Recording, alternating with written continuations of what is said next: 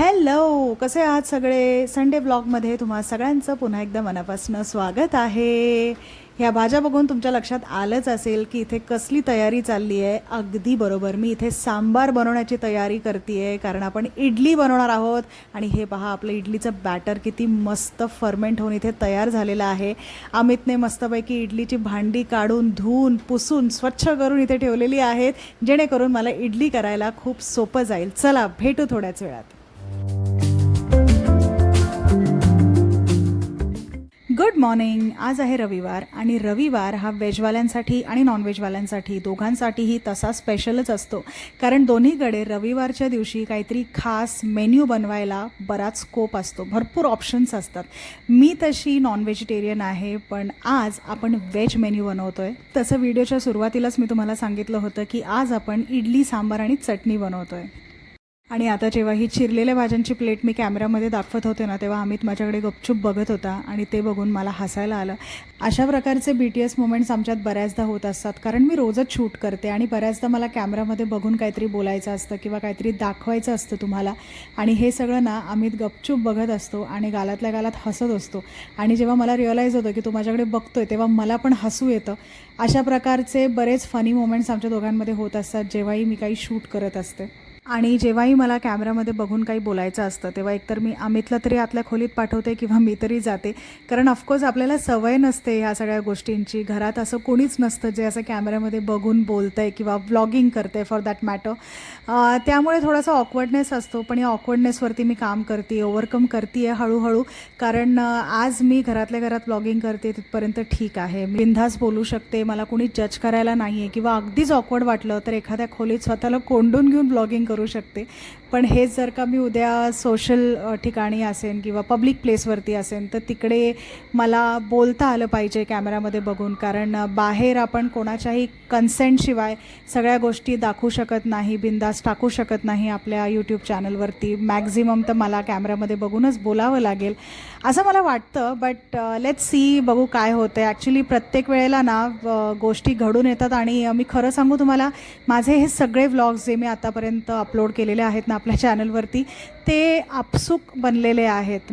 मी फक्त शूट केलेलं आहे जे जे मला वाटतं ते, आणि एडिट केलेलं आहे. पण जो फायनल व्लॉग बनतो तो आय होप म्हणजे तो चांगला बनत असेल, बघायला तुम्हाला आवडत असेल. तर असं आहे, मी काही फार विचार करून फार असे एस्थेटिक व्लॉग्स वगैरे कधीच बनवत नाही. जे काही रिअल आहे, रॉ आहे, तेच तुम्हाला दाखवायचा प्रयत्न करते, कारण रोजचं आयुष्य तसंच असतं.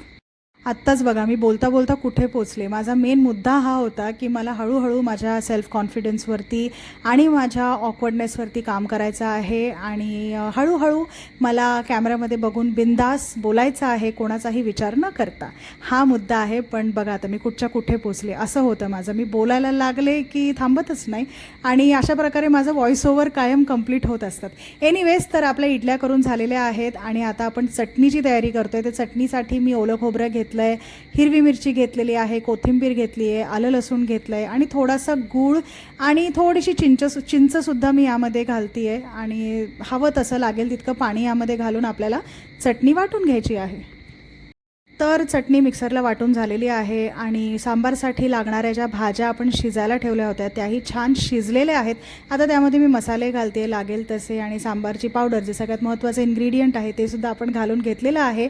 आणि हे सगळं छान मिक्स केल्यानंतर त्यामध्ये शिजवलेली तुरीची डाळ घालायची आहे, वरून लागेल तितकं पाणी घालायचं आहे. आणि मग खळखळून 10 ते 15 मिनिटं सांबाराला उकळी आली की त्यानंतर आपलं सांबार तयार.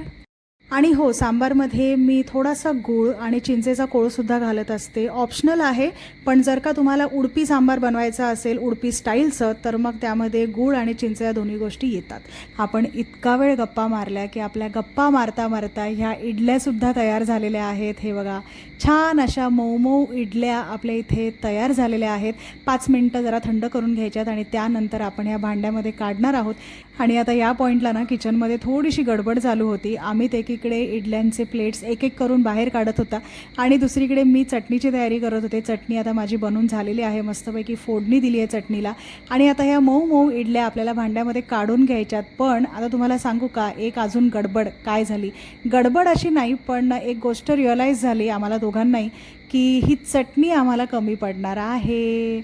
आणि मग मी विचार केला की आता चटणी बनवायचीच आहे, तर मग त्याच पद्धतीची न बनवता दुसऱ्या पद्धतीनं आपण चटणी बनवूयात. आणि स्पॉन्टेनियस थॉट असा आला माझ्या डोक्यात की ह्याची रेसिपी पण मी शूट करते डिटेलमध्ये तुमच्यासाठी. तर कढईमध्ये तेल घेतलेलं आहे. तेल तापलं की 1 चमचा मोहरी घालायची आहे, उडदाची डाळ घालायची आहे, अर्धा कांदा चिरून मी घातला आहे, 1 मिरची घातलेली आहे, डाळवं घालायचं आहे. आता डाळवं तुमच्याकडे नसेल तर शेंगदाणेसुद्धा चालतील.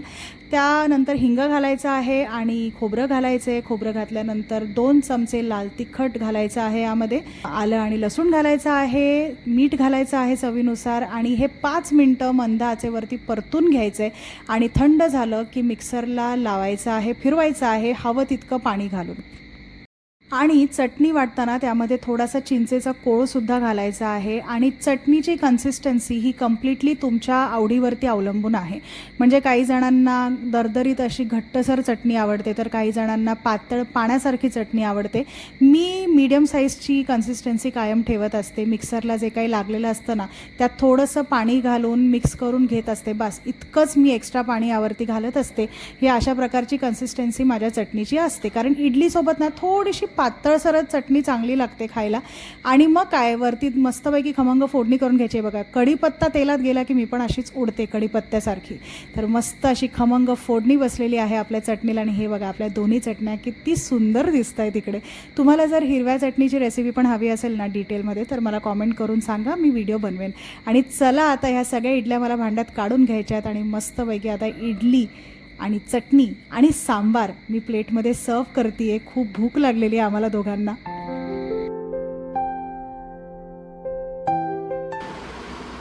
कसं झालंय? खूप छान झालं सुद्धा. खूप आवडलं. ॲक्टिंग नाही करायची, खरं बोलायचं. खरंच छान झालंय. खूप छान आहे. Very very tasty.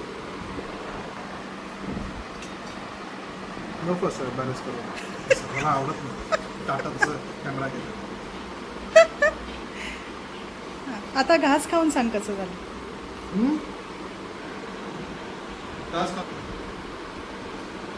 Yes tell me. खूप छान झालं. I love it. इडलीची रेसिपी शूट करता करता माझ्या फोनची बॅटरीसुद्धा डेड झाली होती, त्यामुळे पुढे काहीच शूट करू शकले नाही. रात्री तुम्हाला थेट डिनरसाठी घेऊन आलेले आहे. आता हा जो चिकन फ्राईड राईस आहे हा मी बनवलेला आहे. याची पण रेसिपी हवी असेल तर कॉमेंट करा. चला आता बाय, भेटूयात पुढच्या ब्लॉगमध्ये. तोपर्यंत सगळ्यांनी काळजी घ्या आणि सबस्क्राईब करा चॅनलला. बाय.